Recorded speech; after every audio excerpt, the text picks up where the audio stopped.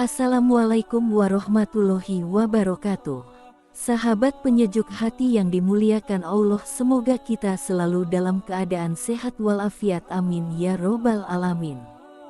Nabi Ilyas diperkirakan hidup pada tahun 910 sampai 850 sebelum Masehi. Al-Quran hanya sedikit saja mengisahkan tentang Nabi Ilyas ini, yaitu di surat Al-An'am dan As-Saffat, namun ada khilaf dari para ulama tentang siapakah sebenarnya Nabi Ilyas ini. Di dalam riwayat Ibn Mas'ud itu adalah Nabi Idris, sedangkan menurut pendapat para ulama ahli tafsir lain mengatakan Ilyas bukanlah Idris. Ilyas adalah keturunan dari Nabi Harun bin Imran, yang tak lain Harun ini adalah kakak kandung Nabi Musa bin Imran.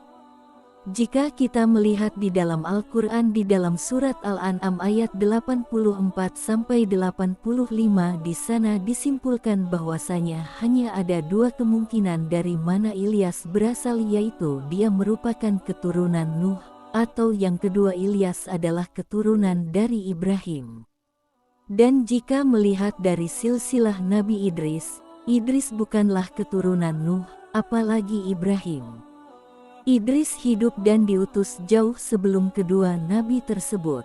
Jadi pendapat sebagian besar para ulama mengatakan Ilyas bukanlah Idris, tetapi beliau adalah keturunan dari Nabi Harun alaihi salam, nabi yang berasal dari kaum Bani Israel. Imam Ibnu Katsir telah meriwayatkan dalam bukunya tentang silsilah keluarga Nabi Ilyas ini, bermula dari kisah Nabi Harun yang merupakan leluhur dari Nabi Ilyas alaihi salam. Harun diangkat menjadi nabi oleh Allah subhanahu wa ta'ala pada masa Nabi Musa. Jadi setelah Musa diangkat menjadi nabi, Musa memohon kepada Allah subhanahu wa ta'ala untuk mengangkat Harun yang tak lain adalah kakak kandung Nabi Musa untuk menjadi nabi juga, karena saat itu Nabi Musa butuh seorang juru bicara untuk Musa bisa berdakwah kepada kaum Bani Israel, karena teman-teman Musa sedari kecil mengalami kesulitan untuk berbicara, maka diangkatlah Harun menjadi nabi untuk menemani dakwahnya Musa. Di dalam Al-Quran sendiri nama Nabi Harun sering disebutkan berdampingan dengan kisah Nabi Musa alaihi salam. Nabi Harun ini memiliki kemampuan yang luar biasa dalam berbahasa dan merangkai kata-kata, makanya Harun dinilai cocok untuk mendampingi Musa pada masa itu, dan Nabi Ilyas ini berasal dari keturunannya Nabi Harun alaihi salam. Nabi Ilyas ini diutus Allah subhanahu wa ta'ala di daerah yang bernama Labak yang terletak di daerah barat Damaskus. Nah, Labak ini adalah sebuah kota yang masyarakatnya menyembah patung berhala. Patung-patung berhala yang mereka sembah itu bernama berhala Baal, makanya kota mereka dinamai serupa dengan berhala yang mereka sembah. Berhala Baal menjadi kota Labak. Dikisahkan berhala Hal ini adalah sebuah patung yang terbuat dari emas dan ditempatkan di bukit-bukit yang tinggi. Ada pula ahli tafsir lain yang mengatakan bahwasanya Baal adalah nama seorang perempuan. Nah, mereka dikatakan menyembah tokoh seorang perempuan di kota itu, tapi pendapat yang lebih kuat adalah bahwasanya Baal adalah nama patung berhala yang disembah oleh kaum itu. Nabi Ilyas setiap hari mendakwahi kaum ini dan raja mereka supaya mereka semua pada bertauhid, hanya menyembah kepada Allah subhanahu wa ta'ala. Tapi rupanya mereka tidak mau mengikuti ajakan dari Ilyas raja, dan masyarakat saat itu telah mendustakan Nabi.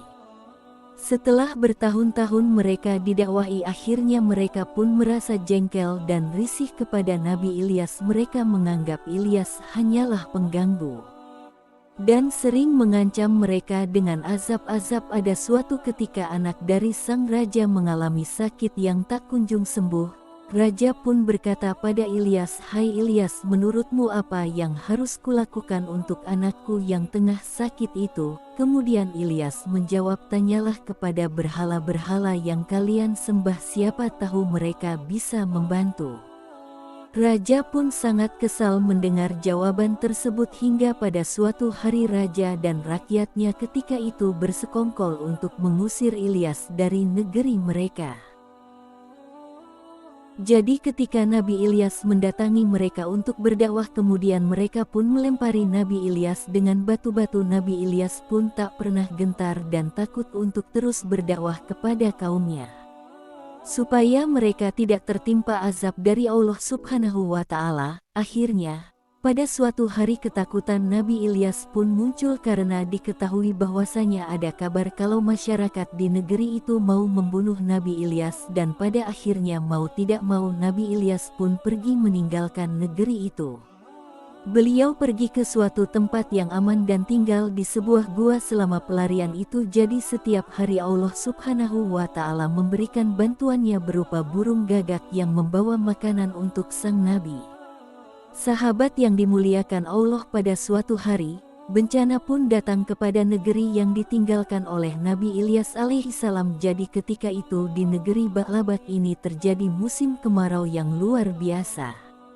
Dikisahkan musim kemarau itu terjadi selama 3 tahun berturut-turut, tak ada hujan sama sekali yang turun hingga tanah pun menjadi gersang dan cuaca menjadi luar biasa panas. Penduduk kota Ba'labat yang tidak sanggup bertahan akibat kemarau itu, mereka mati satu persatu karena tak ada makanan dan minuman.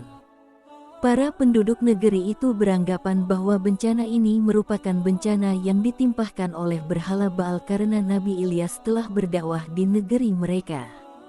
Kemudian mereka pun bersama-sama pergi mencari Nabi Ilyas dan mereka ingin membunuh Nabi Ilyas supaya musibah di negerinya segera berakhir. Akhirnya mereka pun mendapati tempat persembunyian dari Nabi Ilyas, tapi saat itu Nabi Ilyas pun telah melarikan diri karena beliau tahu saat itu ada segerombolan orang dari negeri Ba'labat yang hendak datang ke gua di mana Ilyas tinggal.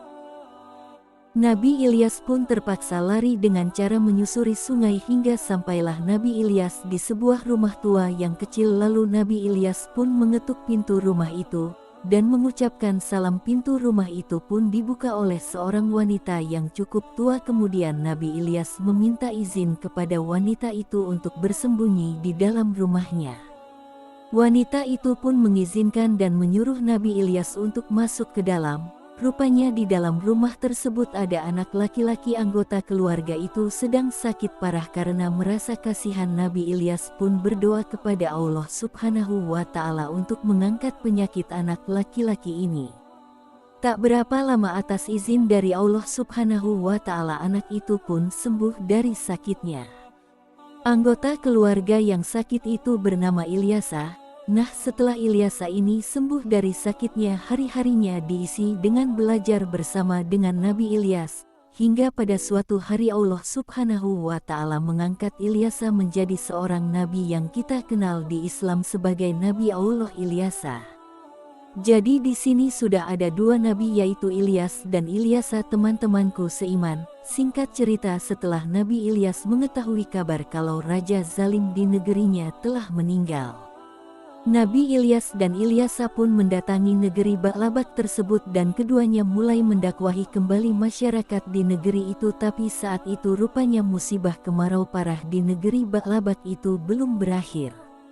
Selama negeri itu ditinggalkan oleh Nabi Ilyas, sebagian besar masyarakat di negeri itu telah banyak yang meninggal dunia. Akhirnya Nabi Ilyas pun membuat suatu perjanjian kepada masyarakat, apabila mereka mau meninggalkan sesembahan mereka dan bertobat kepada Allah Subhanahu wa Ta'ala, maka Nabi Ilyas akan berdoa kepada Allah untuk mengakhiri azab di negeri tersebut. Karena orang-orang pun telah berputus asa dan tak tahu lagi apa yang harus dilakukan, dengan terpaksa mereka pun mengikuti saran dari Nabi Ilyas. Setelah itu mereka mulai menghancurkan berhala-berhala mereka dan kemudian mereka semua bertobat untuk kembali ke jalan yang benar. Setelah janji mereka sudah dijalankan, Nabi Ilyas pun berdoa meminta hujan kepada Allah Subhanahu wa Ta'ala. Tak lama setelah itu Allah mengabulkan doa dari Nabi Ilyas. Negeri itu pun turun hujan dengan derasnya hingga berakhirlah penderitaan mereka karena azab kemarau tersebut. Setelah keadaan di negeri Ba'labat sudah kembali normal, hewan ternak dan kebun mereka telah menghasilkan banyak makanan, masyarakat di negeri ini kembali menyembah berhala. Artinya ketika itu masyarakat di negeri Ba'labat ini kembali ke setelan pabriknya. Mulailah ketika itu orang-orang membuat patung-patung kembali dan negeri itu menjadi negeri penyembah berhala lagi.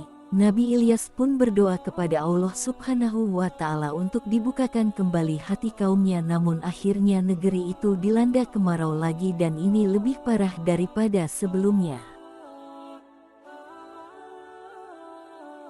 Di akhir kisah, Nabi Ilyas pun pergi meninggalkan kaumnya yang durhaka itu.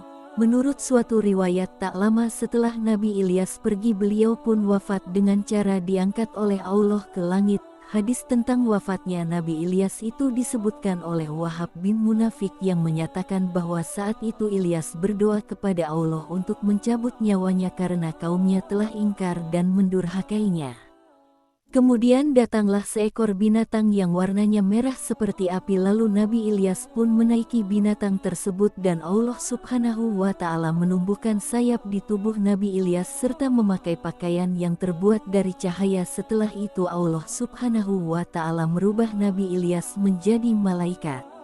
Seorang malaikat manusia yang terbang di langit dan berjalan di bumi. Tapi teman-teman, hadis ini mengandung kontroversi dari kisah-kisah Israel, tidak perlu diyakini kebenarannya dan tidak pula didustakan. Teman-temanku seiman, disebutkan oleh Imam Ibnu Katsir dalam bukunya Kisah Sul Anbiya bahwasanya setiap tahun Nabi Ilyas dan Nabi Khidir berkumpul dan bertemu di Baitul Maqdis Palestina di bulan Ramadan. Kemudian disebutkan Nabi Ilyas dan Nabi Khidir ini setiap tahun melaksanakan ibadah haji berdua. Jadi katanya setiap musim haji itu pasti di Mekah sana ada Nabi Ilyas dan Nabi Khidir. Hanya saja orang-orang banyak yang tidak menyadari kehadiran mereka, dan ketika keduanya tengah melaksanakan ibadah haji, mereka pun meminum air Zam-Zam. Nah, setelah mereka meminum air Zam-Zam, perut mereka akan kenyang selama setahun penuh. Jadi selama 1 tahun mereka tidak akan memakan makanan apapun. Mereka hanya akan minum air Zam-Zam saja di musim haji. Tapi Ibnu Katsir juga menyebutkan tidak ada dalil yang sahih tentang kisah hadis-hadis tersebut. Ibnu Katsir juga berpendapat bahwasanya Ilyas dan Khidir telah lama wafat. Ada juga kisah yang cukup aneh yang dikisahkan oleh Imam Al-Baihaqi. Kisahnya begini teman-teman, pada suatu hari ketika Rasulullah dan para sahabatnya sedang melakukan suatu perjalanan, kemudian mereka pun singgah di suatu lembah. Salah seorang dari sahabat mendengar sayup-sayup ada yang sedang berdoa di lembah itu. Orang yang berdoa itu mengatakan, "Ya Allah, jadikanlah aku umatnya Muhammad Shallallahu Alaihi Wasallam, yang dirahmati, diampuni dan diterima taubatnya." Anas bin Malik berkata, kemudian kulihat sumber suara tersebut. Ternyata orang yang sedang berdoa itu adalah seorang laki-laki yang tingginya 300 zero. 300 zero ini kira-kira sekitar 150 meter, luar biasa dan di luar nalar ya teman-teman. Orang ini malah jauh lebih tinggi dari Nabi Adam yang tingginya hanya 30 meter. Kemudian orang yang tinggi besar itu berkata pada Anas, "Hai, siapakah engkau?" Anas pun menjawab, "Aku adalah Anas bin Malik, pembantu Rasulullah Shallallahu Alaihi Wasallam." Orang tinggi besar itu berkata, "Lalu di manakah sekarang Nabi Muhammad Shallallahu Alaihi Wasallam?" Anas menjawab sambil menunjuk ke suatu tempat itu, "Di sebelah sana beliau sedang mendengarkan pembicaraanmu." Orang itu berkata, "Wahai Anas, pergilah engkau kepada Muhammad Shallallahu Alaihi Wasallam dan sampaikan kepada beliau saudaranya Ilyas mengirim salam kepadanya." Anas pun kemudian mendatangi Nabi Shallallahu Alaihi Wasallam dan menyampaikan pesan dari orang tinggi besar tadi, yang ternyata orang itu adalah Nabi Ilyas alaihi salam. Maka Rasulullah Shallallahu Alaihi Wasallam pun bangkit dari duduknya dan pergi menemui Ilyas. Setelah keduanya bertemu, mereka pun berpelukan. Diteruskan dengan mengobrol. Setelah itu Nabi Ilyas yang tingginya 150 meter itu pun berkata, "Ya Rasulullah Shallallahu Alaihi Wasallam, aku tidak pernah makan kecuali hanya sekali dalam 1 tahun, dan inilah hari di mana aku harus makan. Bagaimana kalau sekarang kita makan bersama, wahai Rasulullah Shallallahu Alaihi Wasallam?" Anas, tiba-tiba turun ada makanan dari langit. Kemudian Nabi Ilyas dan Rasulullah Shallallahu Alaihi Wasallam pun makan berdua. Selepas makan kami pun salat asyar berjamaah, kemudian kami pun pergi melanjutkan perjalanan dan meninggalkan Nabi Ilyas di tempat itu. Kata Imam Baihaqi yang meriwayatkan hadis ini adalah hadis yang sangat parah. Kisah ini juga diriwayatkan di dalam kitab Al-Mustadrak karya Imam Al-Hakim, dan Imam Ibnu Katsir menyatakan kisah tentang Ilyas yang tinggi besar itu adalah hadits yang palsu karena menyelisihi hadis-hadis yang sahih dari banyak sisi. Imam Ibnu Katsir juga memberi contoh dalam hadits sahih.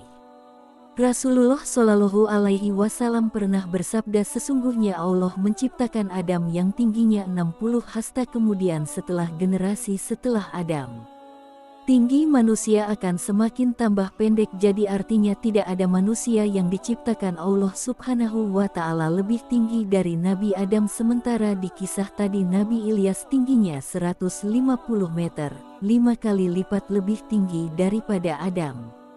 Kemudian Imam Ibnu Katsir juga mengatakan di kisah hadits itu Rasulullah Shallallahu Alaihi Wasallam yang berdiri kemudian mendatangi Ilyas ini sesuatu yang tidak benar. Harusnya Ilyaslah yang harus mendatangi Rasulullah Shallallahu Alaihi Wasallam, karena itulah adabnya, dan karena Rasulullah Shallallahu Alaihi Wasallam adalah nabi di antara nabi yang paling mulia. Maka dari itu Imam Ibnu Katsir dengan tegas mengatakan kalau riwayat hadits itu palsu. Wallahu alam bishawab. Jadi itulah kisah Nabi Allah Ilyas. Semoga kisah ini bermanfaat. Lebih dan kurangnya mohon dimaafkan. Yang benar datangnya dari Allah Subhanahu wa Ta'ala. Khilaf atau keliru itu datangnya dari saya pribadi sebagai manusia biasa. Sampai ketemu di kisah-kisah seru yang penuh makna selanjutnya. Saya akhiri, wassalamualaikum warahmatullahi wabarakatuh.